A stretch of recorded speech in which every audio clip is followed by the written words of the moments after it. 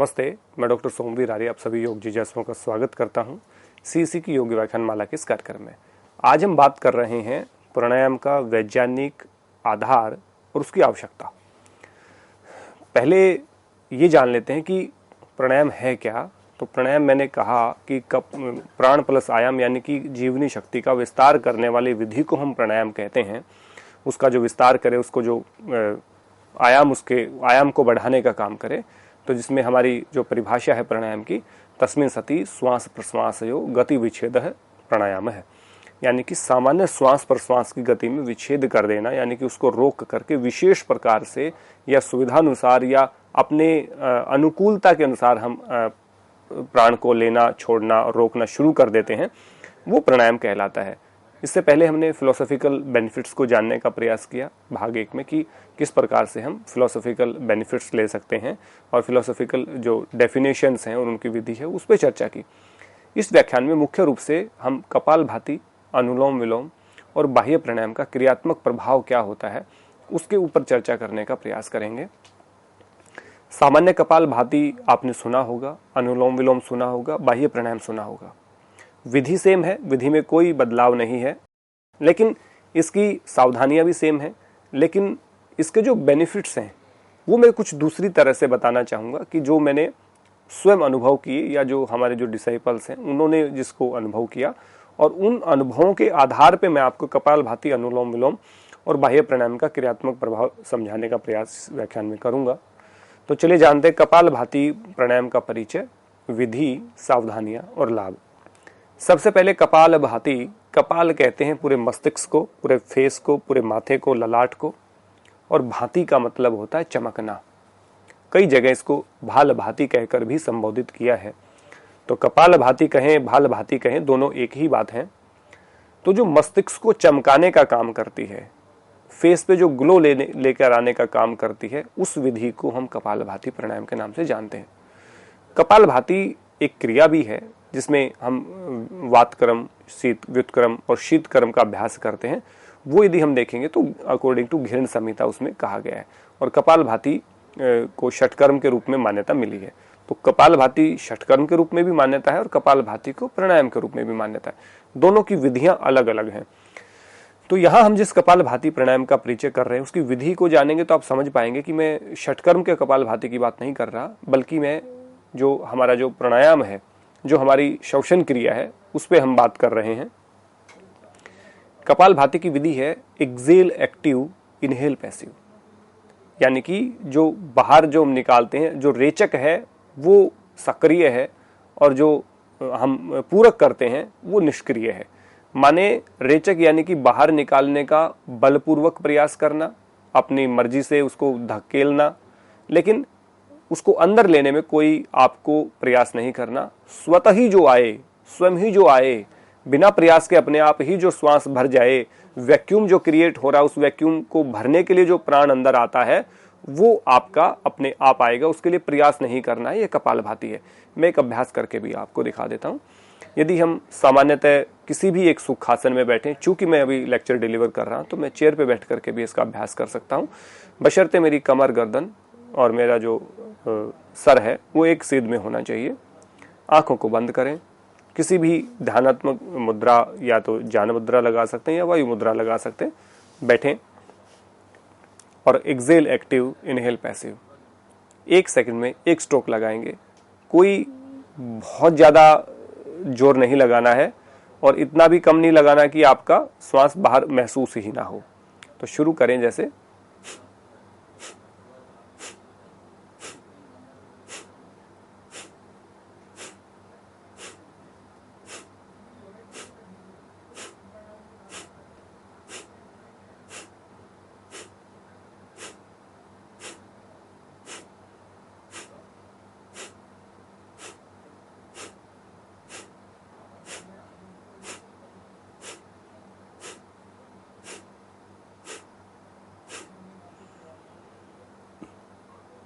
उसके बाद लंबी गहरी श्वास भरें और अपने श्वास प्रश्वास को सामान्य करें। सामान्य करने के लिए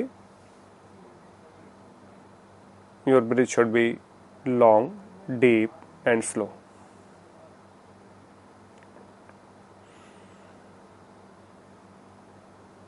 लॉन्ग, डीप एंड स्लो।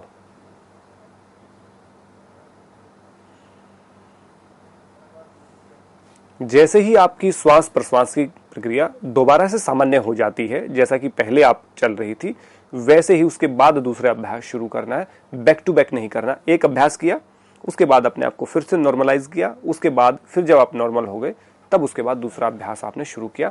ये कपालभाति को विधि को करना है। इसमें सावधानी रखनी कि बैक टू बैक नहीं करना, हर्निया के पेशेंट को नहीं करना, जिनका ब्लड प्रेशर हाई उनको नहीं करना, गर्भवती महिलाओं को नहीं करना, डेट्स के दौरान नहीं करना, या आप देखें कि कोई मेजर ऑपरेशन आपका हुआ है, किसी भी तरह का ऑपरेशन हुआ हो तो उस ऑपरेशन में आपको कपालभाति नहीं करना है।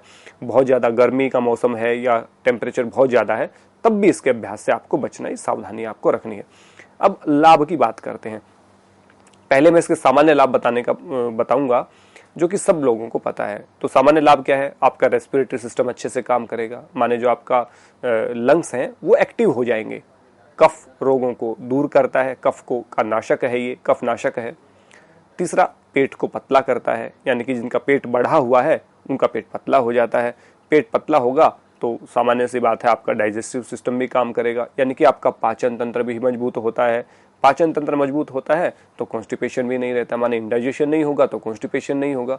और कॉन्स्टिपेशन के ना रहने से बहुत सारे डिजीज खत्म हो जाते हैं, because constipation is the main causes of all disease. तो जितनी भी डिजीज है उनका मूल जो कारण है वो कॉन्स्टिपेशन है। यदि कोई भी समस्या आप अपने शरीर में देख रहे हैं, मन में विकार देख रहे हैं, तो कहीं ना कहीं उसका जो लिंक है वो कॉन्स्टिपेशन से जुड़ा होता है, यानी कि आपका पेट ढंग से साफ नहीं हो रहा या भोजन आपका अच्छा नहीं है, जिसके कारण भोजन के पचने में परेशानी है। और उसके लिए सबसे कॉमन बात है लेट नाइट खाना, लेट नाइट सोना, लेट उठना। ये जो दिनचर्या है, जो हमारा जो रूटीन है, हमारी जो जिसको हम कहते हैं ना हमारे जो फंक्शंस हैं पूरे दिन के, वो हमारे डिस्टर्ब हैं। तो ये कोई बहुत सारी जो बीमारियां होती हैं लाइफस्टाइल डिसऑर्डर हैं, बीमारियां नहीं है, लाइफस्टाइल डिसऑर्डर हैं। हमारा खाना पीना, उठना बैठना, चलना सोना, ये सब डिस्टर्ब हो चुका है, इसलिए बहुत सारी बीमारियों को हम कैरी करके घूमते हैं। अदरवाइज इतनी बीमारियां हैं नहीं जितनी हमने क्रिएट कर दी हैं। ये क्रिएट की हुई बीमारियां हैं, अपने डाइजेस्टिव सिस्टम के साथ खेल किया है हमने। तो वो खेल यदि हम खेलते हैं तो कुछ दिन तक हमारा इंटेस्टाइन, हमारा डाइजेस्टिव सिस्टम हमारा साथ देगा, लेकिन लंबे समय तक उसका साथ नहीं दे पाएगा। इसलिए कपालभाति आपके फेस पे ग्लो लेकर के आता है, आपके लंग्स को मजबूत करता है, आपके कफ जो रोग हैं उनको दूर करने का प्रयास करता है, पेट पतला होता है, डाइजेस्टिव सिस्टम स्ट्रांग होता है।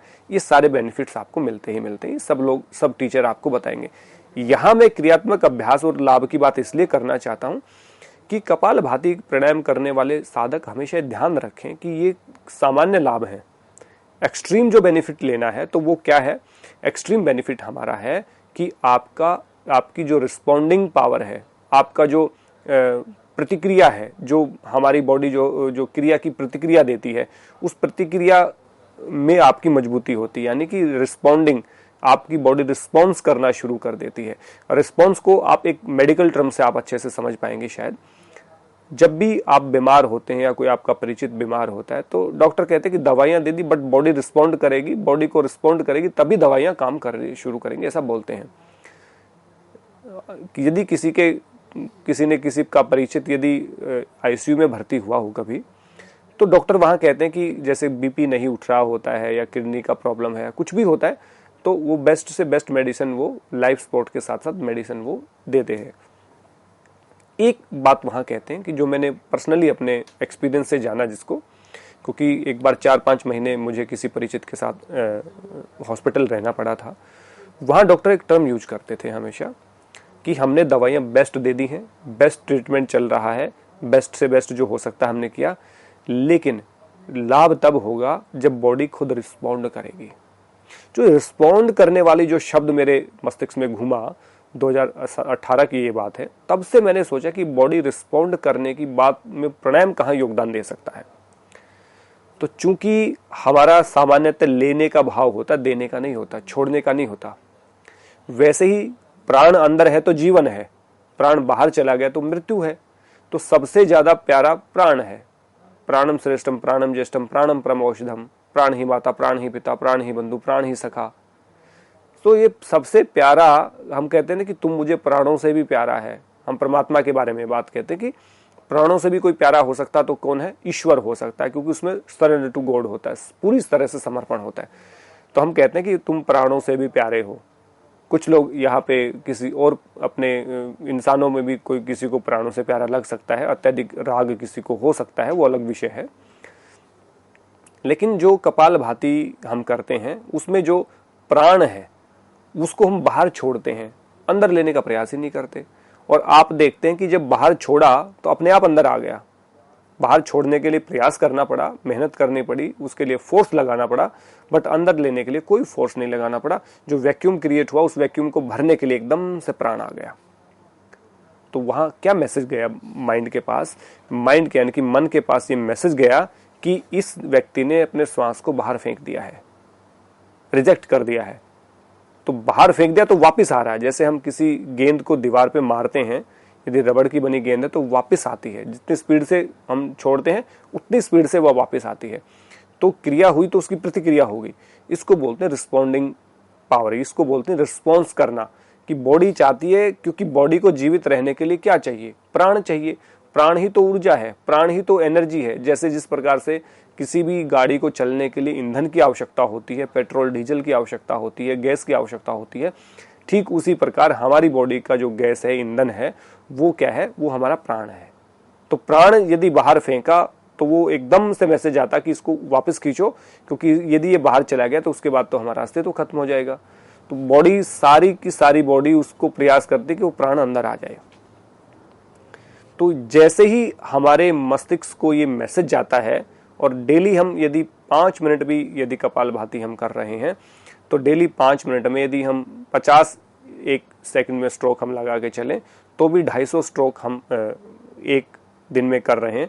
तो 250 बार हमने प्राण को बाहर फेंका। यदि शाम को भी कर रहे हैं तो 500 बार प्राण को बाहर फेंका। तो 500 बार ही ये बॉडी में, ये मस्तिष्क में मैसेज गया कि मुझे वापस जाकर के बॉडी को ऊर्जा देनी है, मुझे लंग्स को, जो वैक्यूम बना है लंग्स के, उस वैक्यूम को भरना है। तो ये मैसेज जब जाता है तो यदि आप दुर्भाग्य से कहीं पर भी आप बेहोश हो जाते हैं, चेतना आपकी खत्म हो जाती, अचेतन आप हो जाते हैं, कोई दुर्घटना में, कोई किसी प्रकार का एक्सीडेंट हो जाता है, या किसी प्रकार के रोग से पीड़ित हो जाते हैं, और उसमें आपको होश नहीं रहता, या बॉडी रिस्पॉन्ड कब करना बंद करती है? जब वो अचेतन हो जाती है, तो बॉडी अंदर से रिस्पॉन्ड करती है। तो जिस व्यक्ति का अभ्यास कपालभाति का है वो निश्चित रूप से रिस्पॉन्ड करेगा, और जिस व्यक्ति ने कपालभाति नहीं किया वो इतना अच्छे से रिस्पॉन्ड नहीं कर पाएगा। जितना करेगा वो करेगा, बट चूंकि हमने डेली 500 बार इसको आदत डाली, 500 मंत्र आप बोलें, 500 कोई एक बार 500 की डिजिट में कोई आप काम करते हैं तो 1 महीने, 2 महीने, 4 महीने, 6 महीने में स्मृति बन जाती है, और वो हमारा बहुत आसानी से और सुगमता से होता है। तो कपालभाति प्राणायाम हमारा, वो हमारी बॉडी में चीज़ें डेवलप करता है, माइंड में वो चीज़ें डेवलप करता है कि हमारी बॉडी को रिस्पॉन्ड करना है। तो यदि हम किसी का दुर्भाग्यवश यदि हम ऐसे एडमिट हैं, या हमारी बॉडी को रिस्पॉन्ड करने की ज़रूरत पड़े, तो हम सामान्य व्यक्ति से बहुत जल्दी और बहुत ज़्यादा रिस्पॉन्ड करेंगे। ये कपालभाति का सबसे बड़ा बेनिफिट मैंने जो रिसर्च में पाया, वो मेरी खुद की रिसर्च है, ये कहीं आपको बुक में नहीं मिलेगा। इसलिए कपालभाति आपकी बॉडी को रिस्पॉन्ड करना सिखाता है, माइंड को रिस्पॉन्ड करना सिखाता है। तो वो रिस्पॉन्ड करना सिखा दिया तो आप कभी भी समस्या में होंगे, तकलीफ में होंगे, तो आप उसमें कर पाएंगे। बहुत बार हम देखते हैं कि जवान है, कोई व्यक्ति है, 2 दिन तक, 4 दिन तक बर्फ के नीचे दबा रहा, उसके बाद उसको निकाला तो उसने तब तक वो जीवित था, यानी कि बॉडी रिस्पॉन्ड कर रही थी। -40 डिग्री में रहकर भी बॉडी 4 से 5 दिन तक बिना खाए, बिना पिए, बिना कुछ किए वो बॉडी रिस्पॉन्ड कर रही है। माने उसको जीवन में, उसको जीने का उसकी लालसा है। चूंकि यदि ये जो ग्लेशियर वगैरह, या जो और हम कहें कि ऊपर जो पहाड़ की चोटियों पे हमारे सैनिक रहते हैं, उनका पहले जाने से पहले अभ्यास करवाया जाता है, क्योंकि ऑक्सीजन की कमी होती है। तो ऑक्सीजन की कमी की भी आदत बॉडी को डाली जाती है ताकि वो वहां पे सरवाइव कर पाए। तो इसीलिए बॉडी को हम रिस्पॉन्ड करने की आदत डाल रहे हैं। इसको हम कपालभाति के मुख्य लाभ में हम गिने, और यदि ऐसा सोच करके इसका अभ्यास करें तो इसके प्रति श्रद्धा भी बढ़ेगी, समर्पण भी बढ़ेगा, और उस श्रद्धा और समर्पण के साथ आप उस अभ्यास को कंटिन्यूटी के साथ करेंगे और लंबे समय तक करेंगे। तो ये इसका बेनिफिट है। तो आप जो फिलोसॉफिकल बेनिफिट्स हैं, जो सामान्यतः दिखने वाले बेनिफिट्स हैं, जो बॉडी में और माइंड में जो परिवर्तन आपको दिखते हैं, वो बेनिफिट हैं, ये एक्स्ट्रा बेनिफिट है जिसको हमें समझना पड़ेगा। और यदि ऐसा होता रहा तो बॉडी को रिस्पॉन्ड करने की आदत होगी, और बॉडी को ना केवल रिस्पॉन्ड करने की आदत होगी बल्कि आपके जो फैसले हैं, जो आप जो देखते हैं कि किस प्रकार मुझे रिस्पॉन्ड करना चाहिए, या किसी बात का त्वरित उत्तर जब हम देते हैं, कि कहते हैं क्विक रिस्पॉन्स करते हैं, जैसे किसी ने कुछ पूछा तो एकदम से उसका रिप्लाई करना है, एकदम से कोई डिसीजन लेना है। जैसे बहुत बार होता है कि हमें 1 मिनट के भी कुछ पल में ही हमें फैसला लेना होता है, राइट या रॉन्ग। जैसे कोई भी बहुत सारे वैज्ञानिक हैं, डॉक्टर हैं, या ड्राइविंग भी हम करते हैं तो एकदम से हमें फैसला लेना पड़ता है। यदि आपने देखा कि सामने से गाड़ी आ रही है अनियंत्रित होकर के और आप में आने वाली है, तो आपके पास कितना समय होता है? बहुत बार तो आपके पास 1 सेकंड में भी आधा सेकंड या उसका भी चौथाई भाग आपके पास होता है कि आप क्या करें, लेफ्ट में टर्न करेंगे, राइट में करेंगे, ब्रेक लगाएंगे, क्या करेंगे, या आगे बढ़ेंगे। तो वो जो क्विक रिस्पॉन्स होता है, बहुत सारे लोग उसमें रिप्लाई नहीं कर पाते, वो डिसीजन नहीं ले पाते और वो स्टैचू हो जाते हैं, और वो जो नुकसान होना तो ज़्यादा होता है। तो इसलिए एकदम से जो डिसीजन मेकिंग जो पावर है, डिसीजन लेने की जो ताकत जो है, जो त्वरित यानी कि एकदम से जो डिसीजन ले सकता है, वो खूबी, वो क्वालिटी भी आपकी इंप्रूव होती है कपालभाति करने से। मैं यही कहता हूं कि बहुत सारे विषयों को लेकर के हम रिसर्च करते हैं। यदि एक विषय पे, एक प्राणायाम पे, एक आसन पे, एक चीज पर भी हम रिसर्च करना शुरू करें तो हम उसकी उस तह तक जा सकते हैं जिस तक हमने सोचा नहीं था। हम सामान्य जैसे उथला पानी होता ना, उस उथले पानी में रहते हैं। जब गहराई में किसी चीज के उतरते हैं तो हमें पता चलता है। तो यदि आपको कपालभाति अभी तक कर रहे थे और आपको इस लाभ का नहीं पता था, तो इस लाभ के बारे में विचार करिए, सोचिए, और इसमें जो आपको खामियां लग रही हैं या आपको इसमें कुछ एडिशन करना चाहते हैं तो आप कमेंट्स के माध्यम से भी कर सकते हैं। तो ये यदि आपने जान लिया तो निश्चित रूप से मुझे लगता है कि आप कपालभाति का अभ्यास शुरू करेंगे। तो मेरी तरफ से कपालभाति के प्राणायाम का परिचय था, विधि था, सावधानियां और लाभ। अब हम ऐसे ही बात करेंगे अनुलोम विलोम प्राणायाम का परिचय, उसकी विधि जानेंगे, उसकी सावधानियां जानेंगे, उसके लाभ को जानने का प्रयास करते हैं। तो अनुलोम विलोम यानी कि सामान्यतः जो हम अल्टरनेट नॉस्ट्रल ब्रीदिंग करते हैं उसको हम अनुलोम विलोम प्राणायाम कहते हैं। बाईं नासिका से श्वास को भरना, दाएं से छोड़ देना, दाएं से लेकर के बाएं से छोड़ देना, ये एक अनुलोम विलोम प्राणायाम है। कुछ लोग अनुलोम विलोम को ही नाड़ी शुद्धि कहते हैं, नाड़ी शुद्धि को ही अनुलोम विलोम कहते हैं। तो यहाँ पे मैं वेरीफाई कर दूं कि अनुलोम विलोम जो प्राणायाम है वो प्री वर्कआउट है आपका नाड़ी शुद्धि का। नाड़ी शुद्धि में होल्डिंग होती है, अनुलोम विलोम में इनहेलेशन एक्सहेलेशन होती है, कंटिन्यूटी में होल्डिंग नहीं होता, माने ब्रीथ का रिटेंशन नहीं होता, ब्रीथ का यानी कि श्वास का ठहराव नहीं है। कंटिन्यू आप लेफ्ट से ले रहे हैं, राइट से छोड़ रहे हैं, राइट से लेकर के लेफ्ट से छोड़ रहे हैं, तो एक रिदम आपका बन रहा है, एक फ्लो आपका बन रहा है, ये वाला फ्लो। लेकिन जैसे ही आप नाड़ी शुद्धि करते हैं तो इस फ्लो में बहुत धीमी गति होती है, बहुत धीरे धीरे करके आपको लेना होता है। जितने समय में लिया उसके बाद आपने रिटेंशन ऑफ ब्रीथ करना है, होल्ड करना है, वो होल्ड करना है 4 गुना समय तक, और फिर दूसरी नासिका से दुगने समय में उसको धीरे धीरे करके छोड़ना है। तो जो लेने की जो स्पीड थी उसके 4 गुना टाइम तक आपने होल्ड किया, और जो लेने की स्पीड थी उसकी दुगनी, मतलब यानी कि उससे और भी आधी स्पीड में आपको उस प्राण को छोड़ना है। 10 की स्पीड में आपने यहाँ से प्राण को लिया तो यहाँ 5 की स्पीड में आपको छोड़ना है। तो जितना समय लेने में लगा था उससे दुगना समय छोड़ने में लगना चाहिए। ये अनुलोम विलोम प्राणायाम होता है, नाड़ी शुद्धि होता है। इसको सेम राइट नोस्ट्रल से भी ऐसे ही करते हैं। तो अनुलोम विलोम नाड़ी शुद्धि दोनों अलग अलग चीजें, ये हमें जान लेना चाहिए। तो अनुलोम विलोम प्राणायाम का परिचय हो गया, अल्टरनेट नोस्ट्रल ब्रीदिंग है। विधि मैंने बता दी कि लेफ्ट से लेंगे, राइट से छोड़ देंगे, राइट से लेकर के लेफ्ट से छोड़ देंगे। सावधानियों के मामले में अनुलोम विलोम बहुत अच्छा है कि सावधानियां विशेष रूप से कोई बहुत बड़ी सावधानी इसमें नहीं है। सबसे बड़ी सावधानी है कि हमेशा प्राण लेफ्ट नोस्ट्रल से ही लेना है, और लास्ट में जो खत्म करना है वो भी लेफ्ट पे छोड़ के ही खत्म करना है। माने लेफ्ट से इनहेल किया, राइट से छोड़ दिया, राइट से लेकर के लेफ्ट से छोड़ दिया, तो एक राउंड हो गया।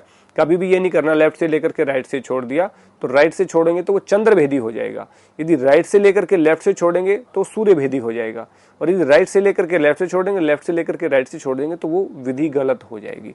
इसलिए एक ही विधि है, लेफ्ट से inhale, left inhale, right exhale, right inhale, left exhale, ये आप वहां पे रखें। तो ये सावधानियां कि कोई विशेष रूप से नहीं, कोई भी बच्चा भी कर सकता है, बीमार भी कर सकता है, बूढ़ा भी कर सकता है, जवान भी कर सकता है, सभी कर सकते हैं। खाने पीने का ध्यान तो हमें रखना ही है, लेकिन कोई ऐसा रोग नहीं है जैसे आपको कोल्ड है, कफ है, खांसी है, तो आप अनुलोम विलोम करने से बचें, क्योंकि अनुलोम विलोम करेंगे तो आपकी खांसी यानी कि जो कफ संबंधी रोग है वो आपके बढ़ सकते हैं। तो केवल कफ संबंधी रोगों में इसको रोकें, अदरवाइज इसको आप कर सकते हैं। तो अनुलोम विलोम जो प्राणायाम है वो आपकी बॉडी को बैलेंस करने का काम करता है। मान ले आपकी कूलिंग और हीट जो जनरेट होती है उसको बैलेंस करता है। यदि आपकी हमारी जो नोस्ट्रल है उनमें से एक नोस्ट्रल ही एक्टिव होती है हमेशा, दूसरी नोस्ट्रल पैसिव होती है। अब मैं बात करूं, मेरी लेफ्ट नोस्ट्रल एक्टिव है और मेरी राइट नोस्ट्रल थोड़ी सी रुक करके उसमें से श्वास जा रहा है। इसको चेक करने के लिए आप अपने एक नोस्ट्रल को ब्लॉक करें, तो सुगमता से जा रहा है। फिर मैं इसको बाईं को रोक रहा हूं, दाईं से रुक करके जा रहा है, तो माने दाईं मेरी रुकी हुई है। तो इसमें हमें जो विधि है, हमेशा नासागर मुद्रा बनाएंगे, दोनों उंगलियों को अंगूठे के नीचे रखें और आपकी रिंग फिंगर और लिटिल फिंगर से आपने लेफ्ट नोस्ट्रल को ब्लॉक करना है और थंब से आपको राइट को।